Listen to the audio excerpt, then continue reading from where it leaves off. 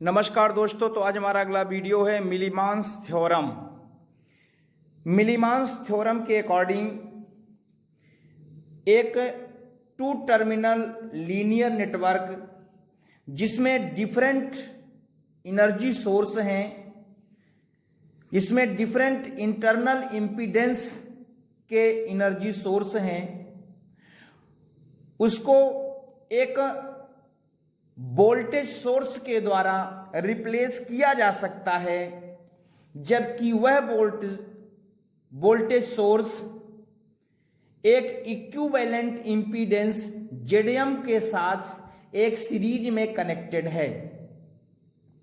अर्थात मिलीमांस थ्योरम में यह बताया गया कि टू टर्मिनल लीनियर नेटवर्क जिसमें इंटरनल इंपीडेंस के डिफरेंट एनर्जी सोर्स अवेलेबल होते हैं, वो two terminal in linear network को एक ऐसे वोल्टेज सोर्स के द्वारा रिप्लेस किया जा सकता है जो वोल्टेज सोर्स एक इक्विवेलेंट इंपीडेंस जेडीएम के साथ सीरीज में कनेक्टेड है, जहां पे हम Vm अपान जेडीएम की वैल्यू एक एनर्जी सोर्स से जो हमें करंट फाइंड होता है उसके सम के इक्वल होता है। अर्थात Vm अपान जेडीएम की जो वैल्यू है वह सभी एनर्जी सोर्स से जो करंट फाइंड होता है उन सभी करंट का सम होता है। इसको हम मैथमेटिकल फॉर्म में लिख सकते हैं Vm upon ZDM equal to E1Z1 plus E2Z2 plus E3Z3। इसी तरह से हम इसको एंड सो ऑन लिख सकते हैं। अब यहां पे हम डायग्राम से देखेंगे कि इसमें दो टर्मिनल है, एक है टर्मिनल ए और एक है टर्मिनल बी। जैसा कि स्टेटमेंट में लिखा गया है कि टू टर्मिनल लीनियर नेटवर्क है, तो ये एक टर्मिनल हो गया एक और एक टर्मिनल हो गया बी, और इसमें इंटरनल इंपीडेंस के डिफरेंट एनर्जी सोर्स हैं। तो यहां देख सकते हैं कि जो Z1, Z2, Z3 ये जो है इंटरनल इंपीडेंस हैं, और इसमें जो एनर्जी सोर्स है तो E1, E2, E3 ये इसके एनर्जी सोर्स हैं। तो ये टू टर्मिनल नेटवर्क हो गया जिसमें different impedance Z1, Z2, Z3 है, और इसका जो एनर्जी सोर्स है वो E1, E2, E3 है।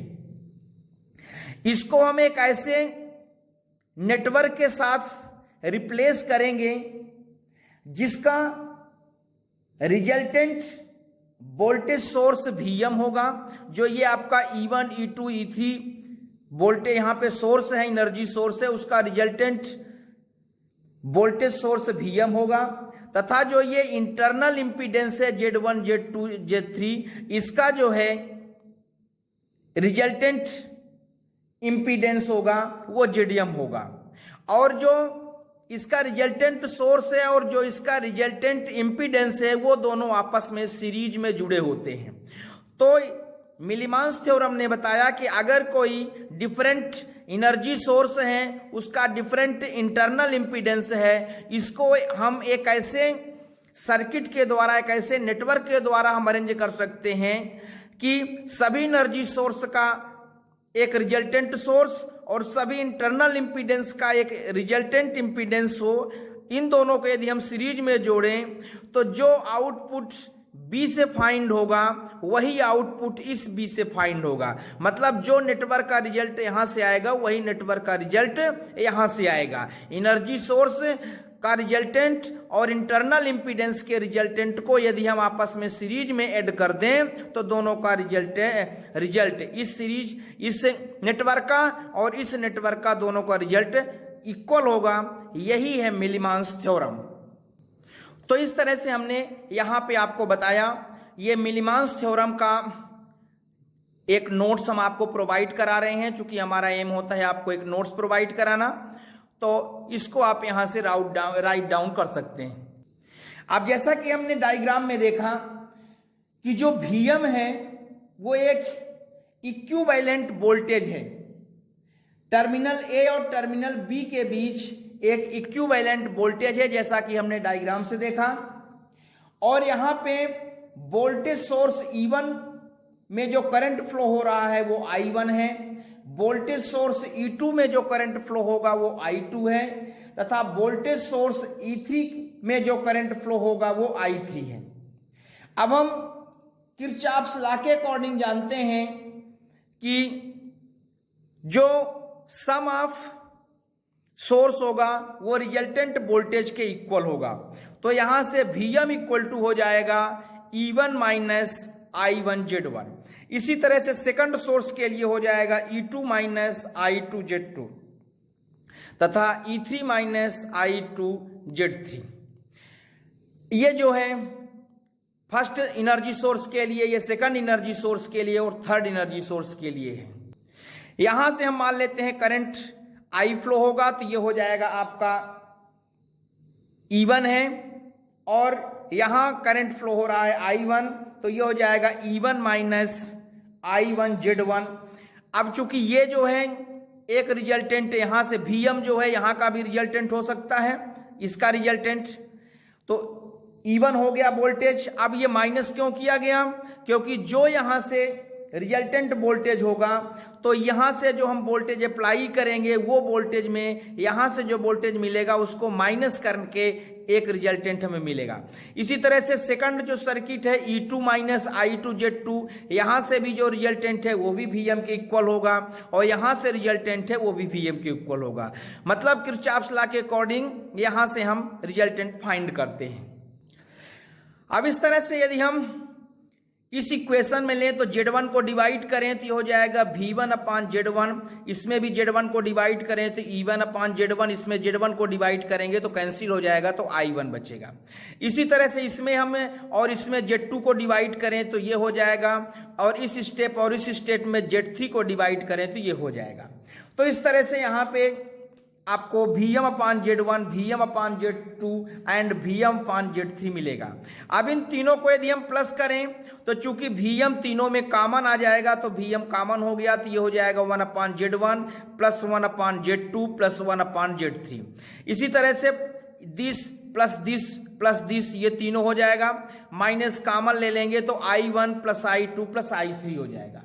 अब चूंकि किरचॉफ्स लॉ के अकॉर्डिंग किसी भी पॉइंट ए पे जो रिजल्टेंट करंट है या सभी करंट का जो सम है वो 0 होता है। किसी भी पॉइंट ए पर जो एक पॉइंट है, तो हम पॉइंट ए पे देखें कि जो रिजल्टेंट करंट की वैल्यू है वो 0 होगी। चूंकि सर्किट जो है टर्मिनल ए और टर्मिनल बी के बीच अटैच्ड है और ओपन है, since the circuit ahead of terminal A and B is open. यहां से हम देखते हैं, यहां हम डायग्राम के थ्रू ये देखें तो ये दो टर्मिनल ए और बी है और ये दोनों ओपन है, क्लोज नहीं है, इसलिए जो रिजल्टेंट करंट होगा वो 0 होगा। तो इस केस में I1 plus I2 plus I3 की वैल्यू 0 हो जाएगी। अब इस 0 की वैल्यू को यदि हम पुट कर दें तो हमारा हो जाएगा Vm 1 upon Z1 plus 1 upon Z2 plus 1 upon Z3 equal to E1 Z1 plus E2 Z2 plus E3 Z3, क्योंकि इसकी वैल्यू 0 हो जाएगी। अब हम 1 upon Z1 1 upon Z2 1 upon Z3, चूंकि जो ये Z1 Z2 Z3 है ये आपस में पैरेलल में अटैच है, तो पैरेलल में जब अटैच होता है तो जो रिजल्टेंट होता है वो रेसिप्रोकल होता है। तो इसको यदि हम रिजल्टेंट को 1 अपान Zm से रिप्रेजेंट करें तो 1 upon Zm equal to 1 upon Z1 plus 1 upon Z2 plus 1 upon Z3 होगा। तो यहां से इसकी वैल्यू को हम 1 अपान Z1 रिप्लेस करें तो हो जाएगा Vm अपान Zm। इसको Vm 1 अपान Zm के फॉर्म में अथवा Vm अपान Zm भी लिख सकते हैं, तो इसके इक्वल हो जाएगा E1 अपान Z1 E2 अपान Z2, ये इसका हो जाएगा। तो दोस्तों ये होता है मिलीबांस थ्योरम। मिलीबांस थ्योरम नेटवर्क के लिए यूज होता है जिसमें डिफरेंट टाइप के इंपीडेंस कंबाइन होते हैं। दोस्तों यदि आपने हमारे चैनल को सब्सक्राइब कर दिया तो थैंक यू वेरी मच। यदि आपने अभी तक हमारे चैनल को सब्सक्राइब नहीं किया तो प्लीज आप हमारे चैनल को सब्सक्राइब करें, लाइक करें, शेयर करें और अगर कोई प्रॉब्लम हो तो कमेंट करें। Thank you.